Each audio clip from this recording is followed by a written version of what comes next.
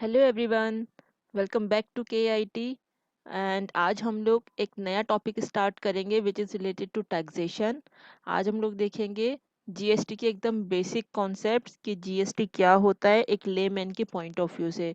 In case आप लोग अगर फाइनेंस या कॉमर्स बैकग्राउंड के नहीं हैं, फिर भी इतना हमें पता होना चाहिए कि अगर हम कोई चीज़ खरीदने जा रहे हैं तो उस पर जो टैक्स लग रहा है वो कौन सा टैक्स लग रहा है, क्या परसेंटेज है, या फिर अगर आप लोग कोई बिजनेस स्टार्ट करना चाह रहे हैं तो इनिशियल स्टेज पे बेसिक नॉलेज सबको होनी चाहिए कि हम लोग अगर एक दिस पर्टिकुलर बिजनेस स्टार्ट करने जा रहे हैं तो हमें किस पॉइंट पे कितना टैक्स देना हो। So let's start.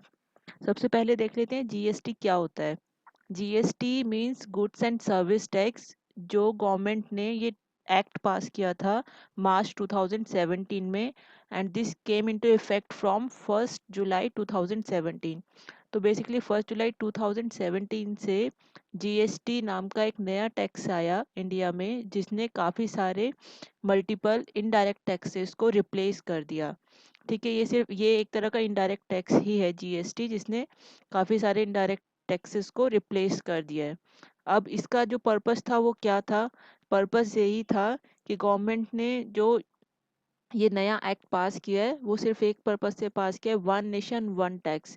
Means multiple taxes लग रहा है, कहीं पर एक्साइज ड्यूटी लग रहा है, कहीं पर वैट लग रहा है। तो उसमें क्या होता है, हम लोग उसका इनपुट नहीं ले पाते थे। अभी वन नेशन वन टैक्स हो गया, means at every point you have to pay GST, और फिर आप उसका जो है इनपुट ले सकते हैं। अब वो किस तरह से, हम लोग एक एग्जांपल से देख लेते हैं। इसको हम कैस्केडिंग इफेक्ट भी बोलते हैं कि जीएसटी के आने से कैस्केडिंग इफेक्ट रिमूव हो गया। कैस्केडिंग इफेक्ट क्या होता है कि अगर फॉर एग्जांपल एक मैन्युफैक्चरर ने अपने प्रोडक्ट सेल किए हैं डीलर बी को। अब मैन्युफैक्चरर गुजरात में है, डीलर भी हरियाणा में है, और उसने सेल किया तो एक्साइज ड्यूटी एंड सीएसटी लगाया एज पर हिज प्रोडक्ट, कुछ भी वो प्रोडक्ट बेच रहा था। उसके बाद डीलर ने क्या करा, उस प्रोडक्ट को अपना मैन्युफैक्चर करके आगे डीलर सी को भेजा गुड़गांव में। अब उसने वैट लगाया। उसके बाद फिर गुड़गांव से दूसरी स्टेट यानी कि दिल्ली में उसने भेजा तो सीएसटी लगता था पहले, जिन लोगों को बेसिक नॉलेज हो टैक्सेशन के बारे में। बाकी तो अब इस केस में प्रॉब्लम ये होती थी कि जहाँ पर भी इन केस आप यहाँ पर एक्साइज ड्यूटी चार्ज कर रहे हैं तो आप लोगों को इसका इनपुट नहीं मिल पाएगा। डीलर बी, सॉरी, मैन्युफैक्चरर ए को पे करेगा, फिर डीलर सी पे करेगा, तो यहाँ पर कहीं इनपुट का कोई भी इफेक्ट नहीं होता था। पूरा होल टैक्स आपको पे करना पड़ता था। अभी जब से जीएसटी आया तो क्या करेगा, मैन्युफैक्चरर ए जीएसटी लगाएगा, डीलर बी भी जीएसटी लगाएगा, डीलर सी भी जीएसटी लगाएगा। तो ये लोग, मान लो डीलर बी ने मैन्युफैक्चरर ए को 100 रुपये जीएसटी पे करा है और आगे ये जीएसटी चार्ज कर रहा है 105 रुपये, तो डीलर सी जो है इसको 105 रुपये देगा। तो डीलर बी को गवर्नमेंट को सिर्फ 5 रुपये ही पे करना होगा, क्योंकि 100 रुपये वो ऑलरेडी मैन्युफैक्चरर ए को दे चुका है। तो ये सब हम लोग डिटेल में सीखेंगे। अभी सिर्फ हमें ये देखना है कि जीएसटी जो आया है उससे कास्केडिंग इफेक्ट टैक्सेस का हट चुका है। मतलब टैक्स ऑन टैक्स जो होता है, मल्टीपल टैक्सेस लगते थे, मतलब टैक्स लग गया फिर उसके ऊपर दोबारा टैक्स लग रहा है, उसके ऊपर दोबारा टैक्स लग रहा है, वो चीज़ हट गई है। सिर्फ आपको बैलेंस टैक्स ही पे करना होता है। जितना आपने ऑलरेडी पे कर दिया उसके अलावा जो बैलेंस आएगा वो पे करना होगा, और जो आपने ऑलरेडी पे कर दिया उसका आपको इनपुट क्रेडिट मिल जाएगा। इनपुट क्रेडिट वगैरह क्या होता है ये भी हम लोग डिटेल में देखेंगे आगे जाके। तो ये था जीएसटी के बारे में बेसिक कि जीएसटी क्या होता है। सारे गुड्स एंड सर्विसेज, अगर आप गुड्स सेल कर रहे हैं या फिर आप सर्विसेज रेंडर कर रहे हैं तो दोनों चीज़ों पे गुड्स एंड सर्विस टैक्स लगता है। अब हम देख लेते हैं कि जीएसटी ने कौन कौन से टैक्सेस को रिप्लेस किया है।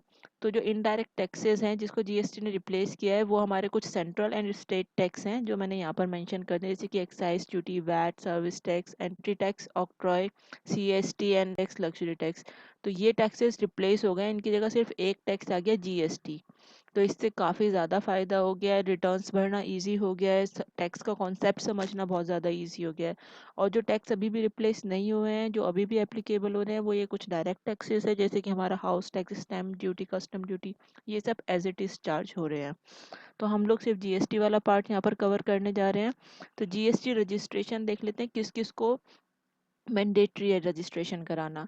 जिसकी भी टर्नओवर विद इन 40 lakhs होगी, अगर 40 lakhs के अंदर आपकी टर्नओवर है बाय सेलिंग ऑफ गुड्स, अगर आप लोगों का बिजनेस है, कोई भी पर्सन बिजनेस स्टार्ट कर रहा है गुड सेल परचेज करने का, और वो उसको बेचकर जो पैसा उसका कमा रहा है वो है 40 लाख, तो उसको 40 लाख के अगर अंदर है तो उसको रजिस्ट्रेशन करना ज़रूरी नहीं है, लेकिन जिस दिन वो 40 लाख से एक्सीड कर देगा तब वो जीएसटी रजिस्ट्रेशन मैंडेटरी हो जाएगा उस केस में।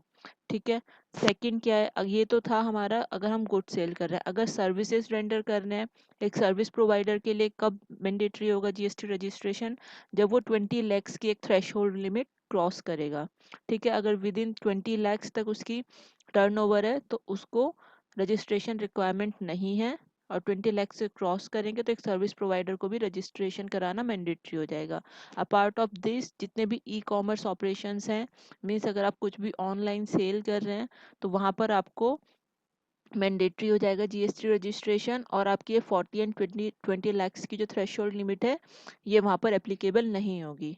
ठीक है। तो ये 3 पॉइंट्स हैं एकदम बेसिक लेमन के पॉइंट ऑफ व्यू से मैंने बताए हैं। इसके अलावा many more points are there, we will discuss in our future videos. अभी हम लोग सिर्फ यहाँ पर एक बेसिक कॉन्सेप्ट समझ रहे हैं।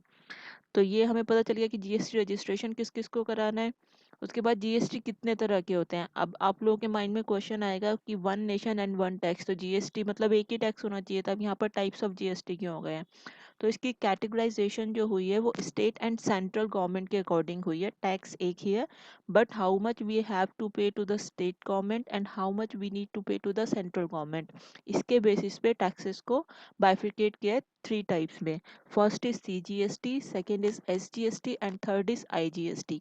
CGST means central GST, SGST हो गया आपका स्टेट जीएसटी, एंड आईजीएसटी आपका इंटीग्रेटेड जीएसटी। अब सीजीएसटी एंड एसजीएसटी जो है वो किस केस में लगता है? इन केस आप कोई भी अपनी गुड्स की सेल कर रहे हैं या फिर सर्विस रेंडर कर रहे हैं with in a state. For example मैं दिल्ली में रहती हूँ, मैंने कल को कोई बिजनेस स्टार्ट किया और मैं विद इन दिल्ली उसकी सर्विसेज दे रही हूँ, तो मुझे उस केस में क्या चार्ज करना होगा? CGST and SGST. मेरे बिल में जो मैं लिख के चार्ज करूंगी अपनी सर्विसेज के ऊपर, तो मैं 2 पार्ट्स में उसको डिवाइड करूंगी, सीजीएसटी एंड एसजीएसटी में, और वो हाफ हाफ हो जाएगा। फॉर एग्जांपल मुझे 18% चार्ज करना है तो 9% will be CGST and rest 9% will be SGST. वहीं अगर मैं दिल्ली से कहीं बाहर अपनी सर्विसेज रेंडर कर रही हूँ, मुंबई में दे रही हूँ, महाराष्ट्र में, तो उस केस में मैं इंटीग्रेटेड जीएसटी लगाऊंगी, आईजीएसटी। आईजीएसटी लगेगा क्योंकि अगर आप इंटर स्टेट अपनी सेल कर रहे हैं, सर्विसेज रेंडर कर रहे हैं, वहां पर क्या आ जाएगा? IGST, directly IGST at percent of 18 में चार्ज कर लूंगी अपने बिल के ऊपर। तो ये 3 कैटेगरीज होती हैं, पूरा जीएसटी जो है वो इन्हीं 3 टैक्सेस के अंदर है। ठीक है। अब उसके बाद देख लेते हैं कि एग्जाम्पल मैंने यहाँ पर दिया है जो अभी मैं बोल रही थी कि विद इन स्टेट। अब ये बिल हम देख रहे हैं कि ये एक रेस्टोरेंट का बिल है जो कि महाराष्ट्र में है। ठीक है। थाने है, महाराष्ट्र के अंदर आता है। तो यहाँ पर अब रेस्टोरेंट तो कहीं पर इधर उधर जाएगा नहीं, ऑब्वियसली हम लोग रेस्टोरेंट जाते हैं उसी स्टेट में जाके खाना खाएंगे वहीं पर, तो रेस्टोरेंट ने सीजीएसटी एसजीएसटी लगाया क्योंकि वो अपने फूड्स को वहाँ पर सेल कर। वहीं अगर ये रेस्टोरेंट कोई नॉन पेरिशेबल गुड्स होती जो खराब नहीं हो रही होती, तो फिर उस केस में ये डिलीवर भी कर सकता था किसी और स्टेट में, तो वहाँ पर इसको आईजीएसटी लगाना होता, वहाँ पर सीजीएसटी और एसजीएसटी नहीं एप्लीकेबल होता। ठीक है। एक एग्जांपल ले लेते हैं आईजीएसटी बिल का। ये अगर आप लोग ऑनलाइन कुछ भी अमेजोन से परचेज करते हैं तो आप लोग यहाँ पर इजीली चेक कर सकते हैं कि कहाँ से आपने ऑर्डर किया है। फॉर एग्जांपल आपका जो प्लेटफॉर्म है वो अमेजोन है, बट कौन से सेलर से आप उसको परचेज कर रहे हो अमेजोन के थ्रू। तो यहाँ पर मैंने एक अपने लिए लंच बॉक्स ऑर्डर किया था जो महाराष्ट्र से ऑर्डर किया था। ठीक है। मैं दिल्ली में रहती हूँ, महाराष्ट्र से दिल्ली में उसने सेल किया है, तो उसने क्या लगाया है यहाँ पर? आईजीएसटी चार्ज किया है। यहाँ पर उसने अपना जीएसटी नंबर मेंशन कर दिया है, और ये आप देखेंगे यहाँ पर सीधा आईजीएसटी आ गया 12%।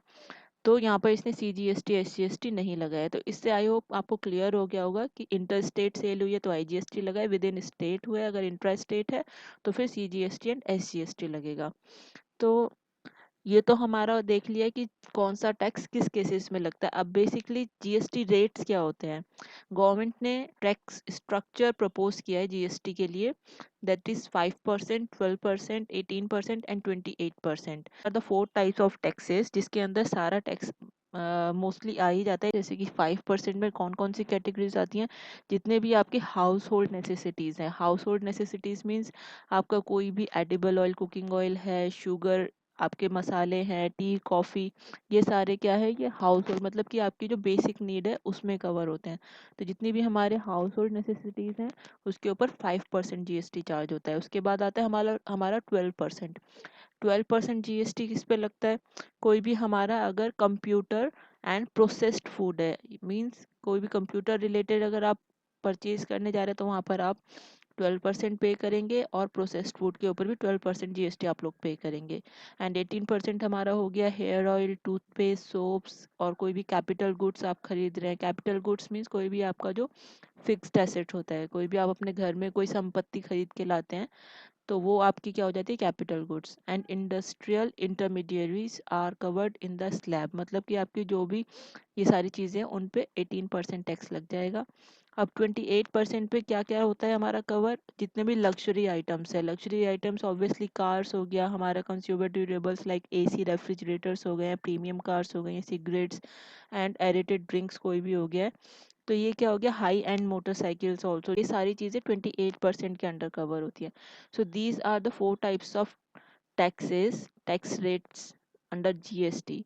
ये बेसिक टैक्स रेट्स मैंने आप लोगों को बताए। एकदम मोस्ट ऑफ द केसेस में हमारी सारी चीज़ें इन्हीं 4 रेट्स के अंडर कवर होती है। आइदर यू विल पे 5%, 12%, 18% और 28%। तो नेक्स्ट आप लोग क्या कर सकते हैं, इस कॉन्सेप्ट को क्लियर करने के लिए आप लोग कुछ भी ऑनलाइन परचेज करेंगे तो आप वहाँ पर देख सकते हैं, आपका जब प्रोडक्ट डिलीवर हो जाएगा, so you can check the bill. But if seller is from another state then you can see that उसने जो है वो आईजीएसटी चार्ज किया है। और वहीं पर अगर सेलर जो है वो आपका विद इन स्टेट है, आप दिल्ली में रह रहे हैं और दिल्ली से ही आपको डिलीवरी हुई है, तो वहाँ पर आईजीएसटी की जगह सीजीएसटी एंड एसजीएसटी एप्लीकेबल होगा। तो इस तरह से आप लोग चेक भी कर सकते हैं कि आपने कौन सी चीज़ ऑर्डर करी है, परचेज करी है, और वहाँ पर कौन सा टैक्स एंड कितने परसेंट एप्लीकेबल हुआ है। तो गाइस आई होप यहाँ पर जीएसटी के काफ़ी सारी चीज़ें आप लोगों को क्लियर हो गई होंगी। मैंने एकदम लेमैन पर्पस से ये पूरा आज का जो सेशन है वो कवर किया है। डिटेल में हम लोग आगे जाके सीखेंगे। अगर किसी को भी इंटरेस्ट है जीएसटी में डिटेल नॉलेज लेने के लिए, so please stay connected. And अगर वीडियो पसंद आई हो, please press the like button and don't forget to subscribe to the channel. Thanks for watching guys. We will meet in our next video. Till then, stay safe, stay happy.